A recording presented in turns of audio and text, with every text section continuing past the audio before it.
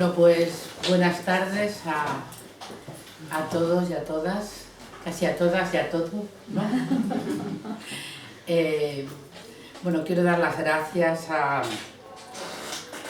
Ana y a Mireia Remenat, que me ha dado la oportunidad de venir aquí nuevamente y para poder hablaros de algo que realmente me está preocupando mucho desde hace ya tiempo, ¿no? Pero que cada vez la situación pues me parece que es más urgente y que tenemos que empezar a tomar ya decisiones, ¿no? los ciudadanos. Mi nombre, para los que no me conozcan, pues soy María Jesús Balbás, Susa Balbás, y bueno, soy médico, médico homeópata, y hice la especialidad en ginecología y obstetricia. Trabajé en la salud pública en Osakidetza durante 18 años y luego, en un momento determinado, pues ya decidí exclusivamente dedicarme a la práctica de la homeopatía privada, naturalmente, y todo esto lo he compartido con la enseñanza, porque he sido profesora de la Universidad de la UPV pues, durante muchos años, hasta mi jubilación. Actualmente estoy jubilada. Pero el hecho de que esté jubilada, es decir, que no tengo una práctica clínica y tampoco docente, no es ningún menoscabo para que no sea consciente de todo lo que está ocurriendo en nuestra sociedad en estos últimos años. Ya respecto a la salud, ¿no? Bueno, no solamente a la salud, como quiero matizar, pero bueno, a mí en lo que me corresponde es hablar de salud. Ya he estado aquí en otras ocasiones para hablar de homeopatía, para hablar de medicina holística, de salud integrativa, pero esta vez no voy a hablar nada más que de pasada. O sea, no vamos a hablar de en qué consiste la homeopatía ni cómo cura la homeopatía, sino que el título de la charla es La salud secuestrada, porque realmente yo creo que ese es el principal problema con el que se enfrenta actualmente la ciudadanía. Bien, todo ha empezado, en lo que respecta a nosotros, por un ataque que empezó en el año 1915-16 a la homeopatía, que al principio pues no pensábamos que era algo circunstancial, porque de vez en cuando pues había alguien que en los medios pues sacaba algún artículo así pues un poco ofensivo, pero luego pues igual eran como 3 al año, y entonces decidimos no entrar al trapo. Ya nosotros lo que hicimos fue llevar al colegio de médicos, que nosotros somos médicos, o sea, estamos colegiados como todos, llevar todo lo que hay de documentación científica y de investigación respecto a la homeopatía, y no entramos en ese tira y afloja de uno en contra, otro a favor, esos programas que solemos ver en la televisión, que son carnaza, que son horribles. Entonces seguimos nuestro camino. Pero de repente aquello se puso, no eran 2 artículos al año, sino que era constante, era continuo y era una campaña, ¿no? Entonces era una campaña que fue una campaña de desprestigio absoluto, una campaña absolutamente ofensiva, de descalificación a los profesionales que ejercíamos la homeopatía y también a los usuarios, que a nosotros se nos tildaba de estafadores, pero había artículos impresionantes. O sea, por ejemplo, amuletos crecepelos homeópatas. ¿Qué es? ¿No? Y luego también a los usuarios, que se les tildaba de ignorantes y de, bueno, gente que con muy pocas luces, que no tenía criterio y que se había dejado comer el coco por los estafadores que éramos nosotros, ¿no? Bueno, de nada sirvió que escribiésemos muchísimos artículos al director, a todos los periódicos, pues no nos publicaban nada. O sea, aquello dejó de ser un artículo suelto para convertirse, como os decía anteriormente, en toda una campaña de desprestigio a la que de repente se sumó no solamente la prensa, sino el gobierno. Entonces aquello fue un salto, porque de ser exclusivamente teóricamente los escépticos, que eran un grupo de personas que no sabíamos quiénes eran. Luego ya nos hemos enterado que es un grupo de personas en las que hay muy pocos médicos y hay informáticos, una cosa curiosísima, quiénes son los tales escépticos, y que de repente estos escépticos se vanagloriaban en su página de que habían conseguido presionar a la OMC. La OMC es la Organización Médica Colegial de todo el Estado español, sita en Madrid, para que se abriera el observatorio de las pseudoterapias. Esta es una palabra que se la inventaron, si ustedes buscan en el Real Diccionario de la Lengua Española, no existe pseudoterapia. Y entonces se confeccionó una lista en la que estábamos nosotros, naturalmente, pero ya no solamente nosotros, sino muchísimas, no solamente era la homeopatía, sino muchísimas prácticas, por llamarlo de alguna manera, que no eran terapias, sino que eran, pues por ejemplo el yoga. No se puede decir que el yoga es una terapia, es algo mucho más profundo que una terapia.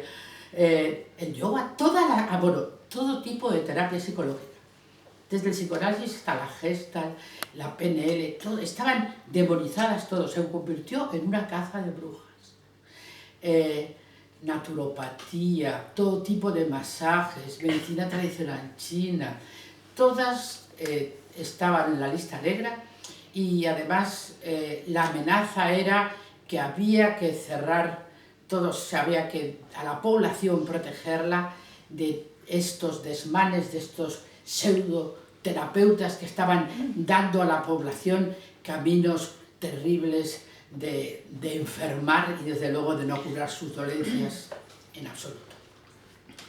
Creo que eran 174 el listado que presentó este observatorio del Colegio de Médicos. El Colegio de Médicos, que es nuestro representante, es decir, que tiene que velar por defender nuestros intereses, no solamente no veló por nuestros intereses, sino que accedió a confeccionar esta lista en la que estábamos un montón de médicos que no estábamos dentro de lo que se llama la medicina convencional.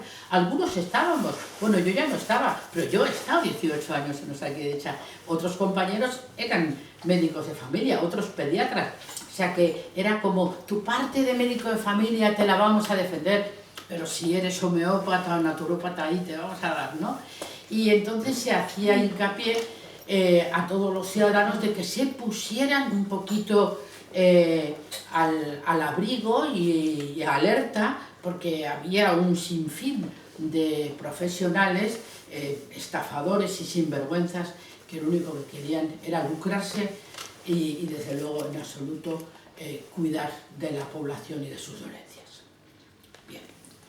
Hasta ahí ese fue un segundo paso, es decir, el primer paso fue todo lo que es mediático, es decir, en todas las televisiones, la radio, revistas. Primero fue el Grupo Prisa, que ya no es Grupo Prisa, bueno, El País y su grupo, pero luego ya en toda la prensa todo el mundo ya lo daba por sentado de que todas estas terapias eran absolutamente, incluso peligrosas para la salud. Tan pronto eran falsas y era agua y era placebo, como de repente atentaban contra la vida. Dice, bueno, ¿por qué hemos quedado?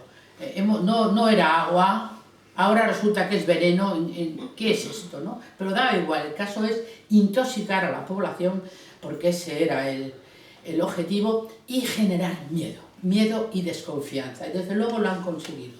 Han conseguido que gran parte de la población tenga una actitud de miedo y desconfianza hacia estas terapias no convencionales. Naturalmente que los que han sido tratados con homeopatía y han conocido o han practicado el yoga, Pilates también está en la lista, Preguntadme que vais a ver cómo está en la lista. Cualquier cosa, sí, está en la lista. Porque va y resulta que está en la lista todo menos los medicamentos químicos. Porque la homeopatía es medicamento. Intentaron que la homeopatía no fuera medicamento, es decir, relegarla a denominación de producto. El producto es una cosa que puede ser pues un dentrífico, un producto, ¿no? O Vincon Clores también es un producto. Pero resulta que no lo consiguieron y la Agencia Europea del Medicamento le salió el tiro por la culata porque dijeron, señores, esto es un medicamento, les guste o no. Y tuvieron que plegar porque si no, si sacan los medicamentos homeopáticos de la farmacia, como pretendía el ministro de Ciencia, el astronauta y de Industria y la ministra de Sanidad, entonces tenía que pagar una multa a Europa. Y entonces, bueno, esa batalla la ganamos y se siguen considerando medicamentos, pero la guerra no está ganada todavía, porque una cosa es una batalla, otra cosa es la guerra. Bien, entonces, como les decía anteriormente, primero fue la prensa y se generó esta confusión, esta angustia en el ciudadano de ¿realmente merece la pena tratarme? Entonces, el que sí que ha sido paciente, pues sigue viniendo. Quiero decir, yo antes de jubilarme no he visto que haya desbandadas de los pacientes, pero sí lo que hemos notado todos los médicos homeópatas es que hay menos pacientes nuevos. Es decir, el que no ha ido nunca tiene cierto resquemor y entonces ya no es algo que fluye de forma natural, pues mira al homeópata como sin ningún problema, sino que siente un poco el miedo de, o bien de transgredir, por una parte, o bien de ir a un lugar que no está muy claro que puede ser eso, ¿no? Porque ya se han encargado de desprestigiarnos y de ponernos como gente de poco fiar. Bien, esa fue la segunda parte, la de entrar ya en los colegios de médicos y conseguir la colaboración de los colegios de médicos, y el último paso fue el gobierno.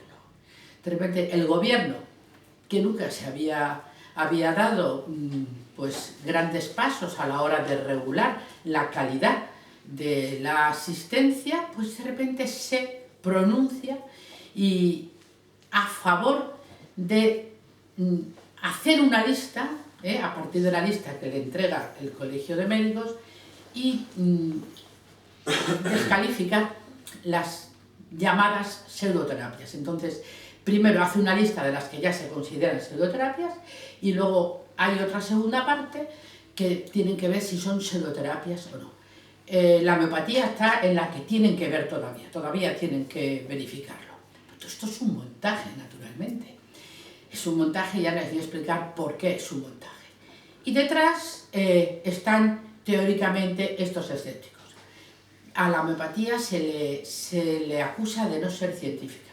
Entonces, bueno, yo antes de seguir con la charla quiero hacer un pequeño paréntesis para definir qué es lo que es ciencia. Luego decirles que tal y como está la definición de ciencia, la homeopatía ha aportado todas las bases científicas que requiere cualquier explicación en un momento determinado, pero es que además ciencia y escepticismo pertenece a otro grupo, ¿no? Vamos a ver, la ciencia tiene que ser de entrada crítica, porque si no, no es ciencia, es dogma. Cuando David Boone, que es uno de los, si tenemos que buscar uno de los padres de la ciencia actual, pues uno de ellos es David Boone, que fue un contemporáneo y colaborador de Einstein y de Oppenheimer, por ejemplo, o sea que estamos hablando ya de los grandes científicos del siglo XX.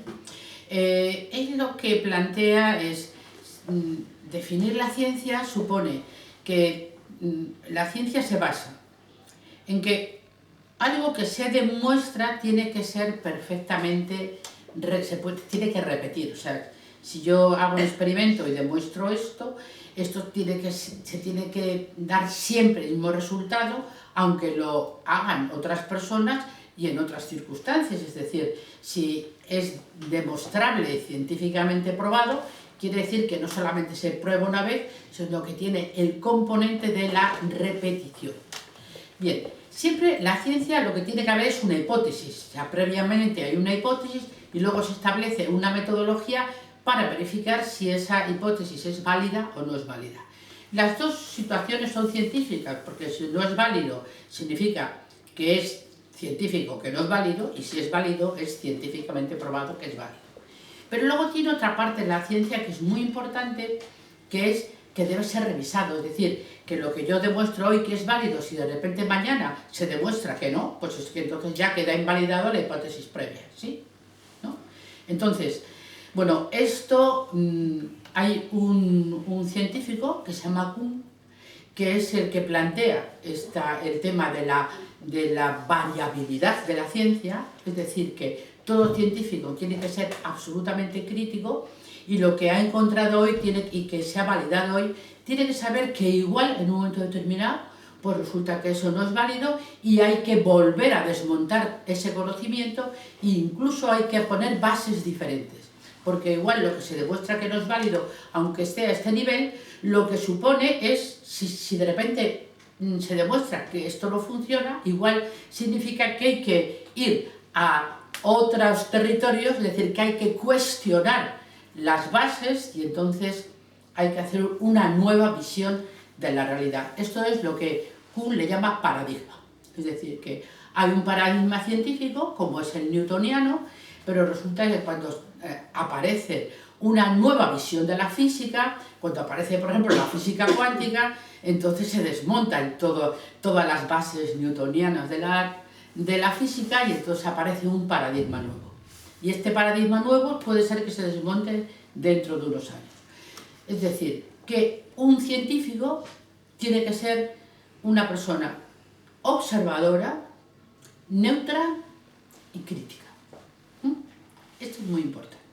Porque claro, yo me pregunto, o sea, tiene que ser escéptico, por naturaleza. Pero claro, estos escépticos que nos han estado atacando y que nos siguen atacando a todos los que practicamos medicinas no convencionales, no son escépticos, son, diría yo, pseudoescépticos, porque resulta que solo cuestionan la homeopatía, la acupuntura, yoga, pilates y todo tipo de masajes, pero no cuestionan a la Bayer. O sea, no cuestionan para nada al lobby farmacéutico. Se acercan al colegio de médicos, donde el colegio de médicos pone un listado, pero el colegio de médicos no pone un listado de medicamentos que pueden desencadenar problemas muy serios y se lo presenta al gobierno. Eso no lo hace. Y tampoco el gobierno pone un apartado de tendremos que mirar los medicamentos que están en el mercado si realmente constituyen una ayuda a los pacientes o, por el contrario, más que curar, enferman o incluso matan. Entonces, no son escépticos, sino que están al servicio de no sabemos quién. Sospechamos, por supuesto, que están al servicio de los lobbies farmacéuticos, y el gobierno, que escucha a estos científicos y que elabora planes de ataque a todo lo que es no convencional, también sospechamos que detrás están las multinacionales farmacéuticas. Y entonces este es el problema con el que nos enfrentamos, no solamente los profesionales, sino todos los usuarios, en los que no se les da la oportunidad de elegir. Es decir, es desde el gobierno que se le impone un tipo de terapia que además no se cuestiona y desde luego no tienen la posibilidad de decidir cómo quieren curarse, cómo quieren tratarse sus dolencias o qué instrumentos quieren tener para preservar y potenciar su salud. Porque cuando estamos hablando de enfermedad, lo que no podemos hacer es dejar de hablar de salud. Entonces, lo primero sería preservar y potenciar la salud para evitar la enfermedad. Y una vez que ya tenemos la enfermedad, también tenemos que, como ciudadanos libres que somos, tener el derecho a la elección de la terapéutica que más nos convenga. Y no que desde el gobierno se decida qué terapias pueden elegir la población y qué terapias no pueden elegir. Porque esto deja de ser ya un tema de salud para convertirse en, como les decía antes, en una caza de brujas y desde luego en favorecer el pensamiento único, que lo único que hace es tomar a la gente como menor de edad que no es capaz de resolver sus mínimos problemas. Entonces, tenemos que hacer frente a todo este ataque masivo mediático, que además han utilizado, son técnicas de ventas, lo que han utilizado, que se basan en la reiteración, es decir, repetir una cosa muchas veces, hasta que ya tantas veces lo han dicho que ya te lo crees, que es lo mismo que el jabón para la lavadora, que si es el que más lava, que es más blanco, que más blanco, que más blanco, y yo, pues el más blanco, pues sí, hombre, es el que dice la tele, ¿no? Entonces, las técnicas de venta se basan en eso, se basan en la repetición. Además, siempre hablan en nombre de algo, en esas técnicas de ventas, ya lo dice la población o lo dice mi vecina, bueno, en este caso lo dice en nombre de la ciencia, o sea, es la ciencia la que habla, ¿no? Cuando los medios nos atacan. Y además, lo que hablan es lo que hay detrás de la ciencia, que es el prestigio social.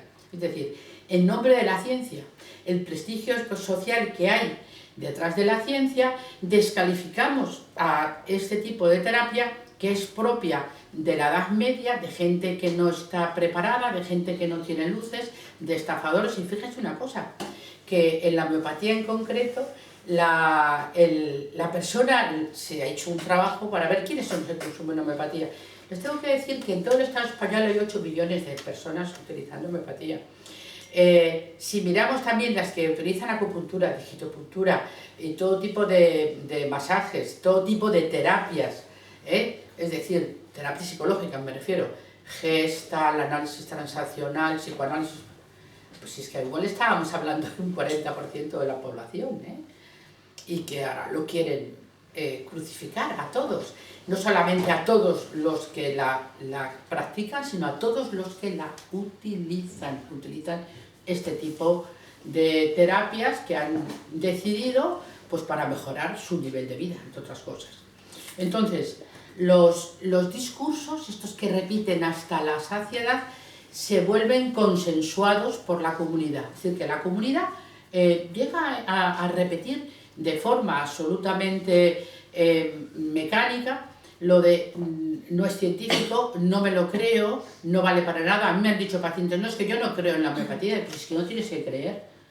Es que creer, es que si fuera una religión, si yo soy creyente, yo soy budista, yo no creo en el budismo, yo no creo en el cristianismo, pues mira qué bien, no creas, haz lo que quieras, pero en la homeopatía no hay que creer, porque no es un tema de creencias, no es una religión. La homeopatía es, o sea, vas al homeópata y te trata con homeopatía y te la tomas, pues si no te lo tomas de luego, mejor para qué vas, ¿no? Entonces, o no vas. A mí me parece estupendo que vayas, o me parece tan estupendo que no vayas. Pero no es un tema de creencias, ¿sí? Las creencias son religiosas. Esto hay que tenerlo claro porque están ahora mezclando cosas y entonces la gente como repite porque hay un consenso y ese consenso forma parte de algo que es mucho más que las medicinas no convencionales, sino que estamos entrando en el apartado del pensamiento. Entonces, esto es una situación peligrosa, el que estemos dentro del pensamiento único y que realmente la capacidad de tener pensamiento propio o de disentir sea algo visto, o sea, sea visto como algo peligroso o desde luego rechazable.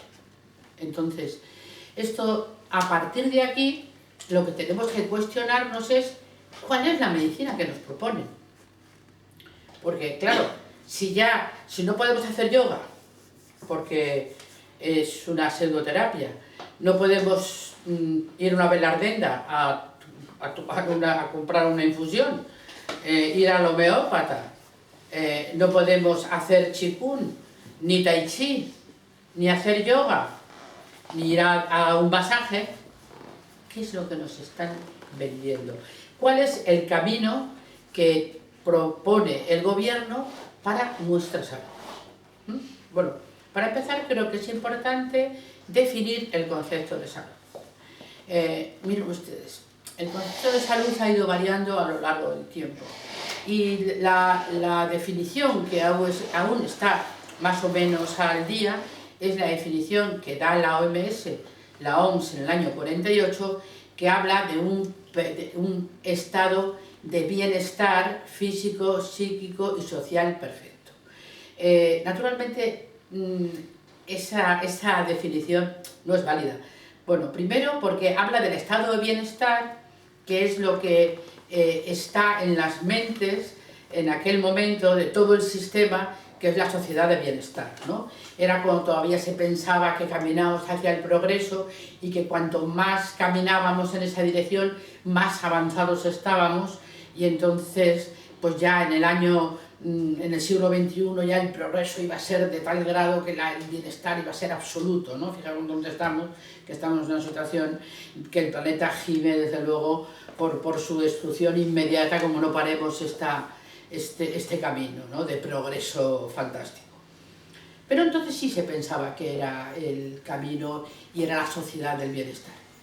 Y se habló de bienestar físico, psíquico y social, teniendo en cuenta que son 3 puntos muy importantes del estado de una persona, porque por muy bien que estés físicamente, si mentalmente no estás bien, pues entonces no tienes salud. Y si resulta que hay un problema social detrás, que te acaban de echar el trabajo, pues difícilmente vas a tener salud ante una situación de esta índole, ¿no?, un despido. Pero claro, dicen perfecto. Claro, la palabra perfecto no existe nada, gracias a Dios. Pero en aquella época también había toda una inercia de buscar la perfección. Lo era también desde la religión, desde las películas llenas de moralina, o sea, tender a la perfección, buscar la perfección. Claro, buscar la perfección después de salir de la Segunda Guerra Mundial, que se había llevado por delante a millones de personas, ¿no? Porque lo que sí que veníamos es de una sociedad tremendamente hipócrita y con doble moral, naturalmente. Pero esto ha hecho que se vaya cuestionando exactamente cuándo se puede hablar de salud, y entonces se han ido añadiendo, ha habido añadidos muy interesantes, ¿no?, en estos últimos años, sobre todo. Sobre todo, uno de los puntos que se ha añadido es el concepto de cuidar. Yo lo he hecho el listado porque me ha parecido muy interesante. El concepto de cuidado está dentro de la definición de salud.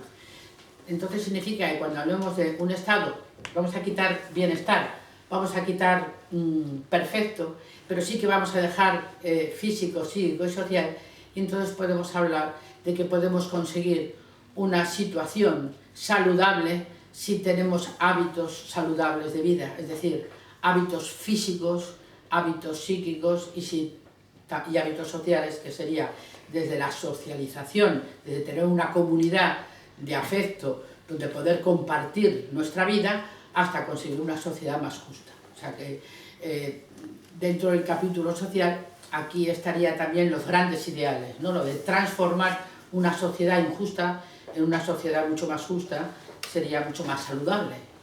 Y el concepto de cuidado físico habría referencia a la alimentación, haría referencia al ejercicio físico y a los hábitos de vida saludable. Al hablar de alimentación tendríamos obligatoriamente que hablar de la agricultura industrial, de los pesticidas, de la alimentación o no biológica, de los cultivos intensivos, bueno, de este matrimonio que ha tenido lugar el año pasado entre la Monsanto y la Bayer, como todos ustedes saben, por la cual ahora mismo tiene que pagar $200 millones la Bayer, porque una pareja americana ha conseguido ganar un juicio a la Monsanto Bayer por el uso del glifosato, ¿no?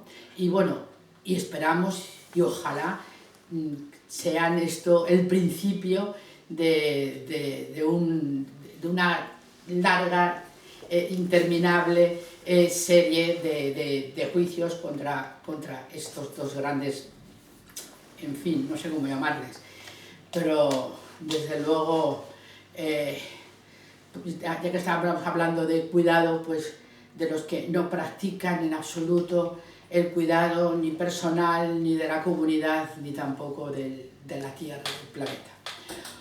Otro concepto, cuando hablamos de cuidado y hablamos de la salud psíquica, hablamos también, vamos, esto habla la OMS, de tener voluntad de aprender. A mí esto me gustó mucho. Cuando se habla de salud, hablar de voluntad de aprender. Esto es fantástico porque significa que estamos hablando de mente abierta, ¿no? De open mind, y si resulta que entramos dentro de creernos toda la manipulación que nos están intentando hacer, desde luego ya no estamos cuidando nuestra mente. Cuidar nuestra mente significa no solamente tener voluntad de aprender, sino tener un compromiso profundo con los valores éticos que supone el tener una opinión propia, y no dejarme merendar absolutamente por nadie y ser capaz de tener yo y generar yo mis propios pensamientos y mis propias opiniones. Bueno, cuidarla en el físico también, hemos dicho la alimentación y la calidad de los alimentos, pero también el tema de de fumar y beber, de los estimulantes, ser consciente de si yo tengo hábitos de vida constructivos o destructivos. O sea, tengo que ser capaz de hacer ese diagnóstico. Bueno, pues yo tengo este hábito destructivo, saber cómo lo llevo, a ver si consigo disminuir el consumo y haber un momento en que ya no consuma alcohol o tabaco, o pienso consumir alcohol, un vinito de Rioja buenísimo, me parece fenomenal, me parece muy bien también. O voy a dejar de tomarme 5 vinos todos los días, porque eso ya no es un vinito de Rioja, son 5 vinitos diarios, con lo cual estamos hablando ya de un descuido, de una falta de cuidado. Y también el sueño y el reposo, la vida en contacto con la naturaleza, respirar, lo que es las funciones vitales básicas. Claro, decimos respirar aire puro, pues claro, pero eso, a ver qué dicen en Madrid, en Barcelona, en Nueva York, en el DF, pues no, ahí no hay cuidado, es decir, no se están cuidando la población, ni tampoco el gobierno está tomando medidas para que los ciudadanos tengan una responsabilidad con sus vidas. Bueno, otro de los conceptos que señala la OMS como salud es mantener el compromiso individual con los propios valores éticos personales. A mí me pareció maravilloso, no sabía que eso lo decía la OMS. Y dije, anda, bueno, lo deben decir, pero no trascienden, no debe salir de Ginebra esto, ¿no? Porque realmente, que si lo que tenemos es, si nos empeñamos en que nuestros hijos, en que nuestros nietos, en que nuestros iguales mantengan un compromiso firme, fijaos, con los propios valores, esto sería estupendo porque sería una manera fantástica de hacer frente a todo lo que signifique manipulación y a todo lo que significa atentado hacia nuestras libertades. Y luego, por último, en lo que se refiere a lo social, al ámbito social, pues entonces se habla de mantener relaciones de confianza y estables con otras personas y, por otra parte, involucrarse en que nuestra sociedad sea cada vez más justa y que, desde luego, no haya grandes diferencias y que no haya exclusiones, que no haya excluidos de ningún tipo. Bueno, pues esto es una declaración de principios, como la Declaración de los Derechos Humanos, que luego no se cumplen en la mitad de la mitad. Pero lo que sí es importante, me ha parecido por eso importante traerlo, es para que ustedes vean dónde está el concepto de salud. Y por último ya lo que se habla es del nicho ecológico, que quiere decir que nuestra salud no puede ser nunca individual, que tiene que ser de comunidad, y además que no es solamente la comunidad, sino que es también el salud medioambiental, es decir, que si todo esto lo aplicamos y estamos al lado de un río contaminado y un mar lleno de plásticos, pues no vale. O sea, nuestra salud no es individual, es familiar, es comunitaria, es social y trasciende nuestro ámbito exclusivamente humano, sino que lo que vamos a hablar es de la salud del planeta. Bien. Entonces, otra de las cosas que me ha parecido interesante es ver que la salud no es algo que se tiene. Yo tengo salud. Igual que la felicidad no es algo que se consigue, sino que es algo que se goza. O sea, ir en pos de la felicidad parece que es como una zanahoria que se va moviendo delante de de una mula y la mula corre y nunca llegas, ¿no? Y la salud no la tienes y luego la pierdes, sino que la salud se construye diariamente y además la salud se disfruta, la salud se goza y la salud se comparte. Estos son también conceptos muy importantes que para todo lo que vamos a hablar ahora yo quiero que no lo olviden porque ahora vamos a ver qué salud tenemos y la salud que nos proponen, ¿vale? Pero esto es lo conceptual, la base conceptual. Bien, hay otro tema importante respecto a la salud mental y es que vamos a hacer un apartado para hablar de ese tema que es muy importante, que lo considero importantísimo, cuando se habla, por ejemplo, de salud mental y se habla de ansiedad, depresión, psicosis, neurosis de angustia, como si eso fuera algo habitual y que necesita tratamiento. Hay una cosa que quiero puntualizar y es que en este modelo de sociedad en el que estamos todos incluidos hay una tendencia a buscar fuera al profesional que lo resuelve todo, y entonces eso significa que nosotros vivimos despojados de nuestra salud y también despojados de nuestra enfermedad, es decir, somos agentes pasivos. Es que venga un psicólogo, que venga un médico, que venga un técnico de Telefónica, o sea, yo no sé nada, yo aquí estoy en manos de los profesionales y esto me parece también altamente peligroso. ¿Qué es lo que ha pasado? ¿Qué es lo que ha pasado en estos últimos años? Miren, yo, que ya hace muchos años que empecé a ejercer mi profesión, yo recuerdo que he asistido en los años en los que yo he sido médico, desde mis primeros pinitos, que los tuve en un lugar de la provincia de Cáceres, que era en Las Urdes, que yo fui a hacer allí. Yo era interna de un servicio en la facultad de medicina interna y fui a hacer un estudio de psicopatología del subdesarrollo. Y desde luego que es de subdesarrollo porque cuando llegué allí me encontré pues, que había viajado pues, en el tiempo, desde luego, y a otro lugar que yo no pensaba ni que existía tan cerca de Salamanca, porque yo estudié en Salamanca. Y entonces lo que hice fue colaborar en un estudio de diagnóstico, ¿no? De diagnóstico de salud de la población, cuáles eran los problemas de salud, tanto físicos como psíquicos como sociales, que tenía aquella población. O sea, casi voy a acabar haciendo lo mismo que cuando empecé, diagnóstico de salud. Y después de ahí pasé a ser médico rural. Estuve trabajando un tiempo, bueno, en el medio estuve trabajando como interna en un hospital y después estuve médico rural durante un año y me presenté al MIR y entonces, que yo soy de la primera promoción, y entonces obtuve una plaza de MIR. Era MIR porque M es de médico, I de interno y R de residente. Nosotros estábamos 18 meses de internos rotando por todos los servicios y haciendo muchísimas guardias y luego ya pasábamos a residente de primer año, de segundo año, de tercer año, de cuarto año, pero luego ya quitaron la I interna y ya fue MR más que MIR porque era residente R1, es lo que hacen actualmente y 3 años después de nosotros ya suprimieron la figura del interno. Pero bueno, yo antes lo que quería decirles es que tuve la oportunidad de trabajar como médico rural. Y entonces no tenía que ver nada la medicina con la que hay ahora.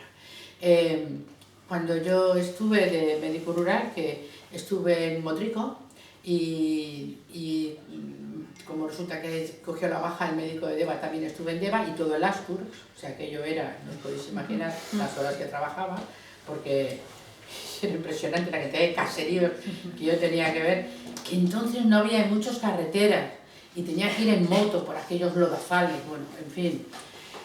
Lo que me hacía mucha ilusión era que, como era la plaza que había tenido Pío Baroja, y entonces yo he sido siempre muy novelera, me parecía que, fíjate qué maravilla, tener la plaza de Pío Baroja. Uno ve la plaza que tenía Pío Baroja, no me enseñaba que se fuera a Madrid, porque desde luego aquello era impresionante. Pero, de trabajo, Pero había una cosa interesante, es que la gente que iba al médico es porque estaba enferma, ¿sí? Y yo me acuerdo que me dijeron, si te llaman de un caserío, me dijo un compañero, vete corriendo, ¿eh? O sea, si estás comiendo, suelta la cuchara, o sea, no termines ni el plato, vete corriendo porque es una avería gorda, porque si no los caseros no llaman nunca al médico. Y entonces yo le dije, bueno, a consulta igual puede ir alguien que tenga algo, pero son caletarras, o sea que esos son más quejosos. Pero sí, así fue, ¿eh? Pero si es de un caserío, pero vuela, efectivamente. Tuve ocasión de comprobarlo porque cada vez que iba a un caserío era una gorda la que había. Pero también los que venían caletarras también venían cuando estaban enfermos. O sea, no venían porque les había salido un grano, como pueden ir ahora, o desesperados frente a una gripe. O sea, pues esto es una gripe. ¿Qué hago? ¿Qué hago? Es que ahora es así. ¿Qué hago con la gripe? Chico, pues pasar la gripe. No, pues ya está. Pues ¿qué vas a hacer con una gripe? Pues calditos, zumos, y estar en la cama a sudar y ya está. Y si quieres, pues tomas eso, un paracetamol, que como mucho, ya está. Ni siquiera eso, si estás muy incómodo, no hace falta más. Y entonces, ahora mismo la población dice, ¿cómo? Pero no hay nada para la gripe, que se puede mandar un globo sonda y se puede llegar a Marte y no se puede quitar la gripe. O sea, hay como una intolerancia absoluta. Vivimos en una intolerancia absoluta al dolor, al sufrimiento. Todo queremos el remedio ya. No estamos dispuestos a padecer absolutamente nada. Es como si toda esta sociedad tuviera una impresionante intolerancia a la frustración. O sea, cualquier cosa ya se desestabiliza. Pero esto es algo que no ha surgido de la población, esto ha sido desde arriba que ha sido impuesto y nos hemos comprado la lavadora.